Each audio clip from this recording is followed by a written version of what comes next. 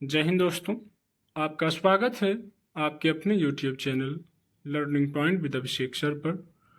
दोस्तों, अगर आप चैनल पर नए हैं तो चैनल को सब्सक्राइब कर लीजिए और बेल आइकन प्रेस कीजिए ताकि आप डेली डिक्टेशन पा सकें। दोस्तों, आप सबके लिए उत्तराखंड APS और EPFO और SSC ग्रेड के लिए कंबाइंड पेड बैच चलाए जा रहे हैं, जिसमें आपको उत्तराखंड APS में 3 डिक्टेशन डेली प्रोवाइड किया जाएगा और EPFO और SSC के ग्रेड C के लिए 2 डिक्टेशन डेली प्रोवाइड किए जाएंगे। जब आपका स्किल टेस्ट डेट लग जाएगा तो 3 डिक्टेशन आपको डेली प्रोवाइड किए जाएंगे, लाइव क्लासेस भी ली जाएंगी। तो इसकी जो फीस रखी गई है, APS की जो फीस है वो 500 रुपये है और जो EPFO की फ़ीस है वो 600 रुपये है। तो अगर आप इन पेड बैचेस से जुड़ना चाहते हैं तो आप इस नंबर पर संपर्क कर सकते हैं 7393976701। इस नंबर पर आप हमें व्हाट्सएप या टेलीग्राम पर मैसेज कर सकते हैं या ज़्यादा ज़रूरी हो तो हमें कॉल भी कर सकते हैं। आपकी डिक्टेशन शुरू होगी 5 सेकंड बाद।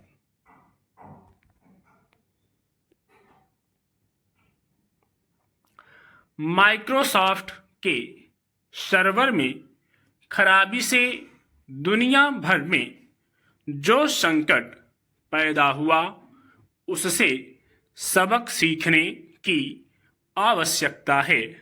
जब एक सॉफ्टवेयर कंपनी के सर्वर में खराबी से इतनी अधिक समस्याओं का सामना करना पड़ा तो इसकी कल्पना सहज ही की जा सकती है कि अन्य कंपनियों में एक साथ कोई खराबी आने या उनके साइबर हमले का शिकार होने पर कितनी बड़ी मुसीबत खड़ी हो सकती है।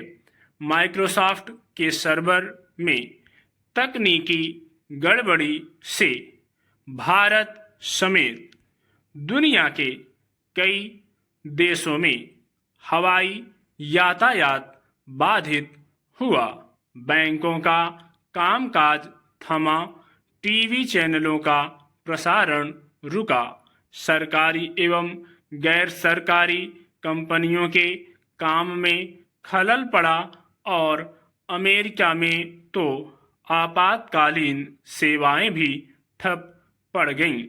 फिलहाल इसका अनुमान लगाना कठिन है कि माइक्रोसॉफ्ट के सर्वर में खराबी आने से दुनिया को कितना अधिक नुकसान उठाने के साथ कितने लोगों को परेशानी का सामना करना पड़ा।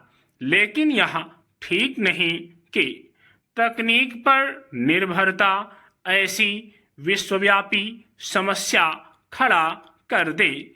यह एक विडंबना ही है कि माइक्रोसॉफ्ट के सर्वर में खराबी तब आई जब साइबर सुरक्षा के उपाय किए जा रहे थे।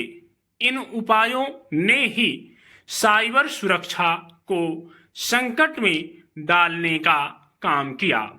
माइक्रोसॉफ्ट ने कहा है कि खामी का पता लगा लिया गया है और शीघ्र ही समस्या का समाधान हो जाएगा, लेकिन माना जा रहा है कि स्थितियां सामान्य होने में 2-3 दिन का समय लग सकता है। निश्चित रूप से आज के युग में तकनीक के बगैर किसी का काम चलने वाला नहीं है। जीवन के हर क्षेत्र में तकनीक का प्रवेश हो चुका है, लेकिन समस्या यह है कि इस तकनीक पर कुछ बड़ी टेक कंपनियों का वर्चस्व है। इस वर्चस्व का लाभ उठाकर ये कंपनियां कई बार मनमानी करती हैं। कभी कभी तो वे अपनी सेवाएं लेने वालों पर मनचाही शर्तें थोपती हैं। इससे भी खराब बात यह है कि वे अलग अलग देशों के लिए अलग अलग नियम बनाती हैं।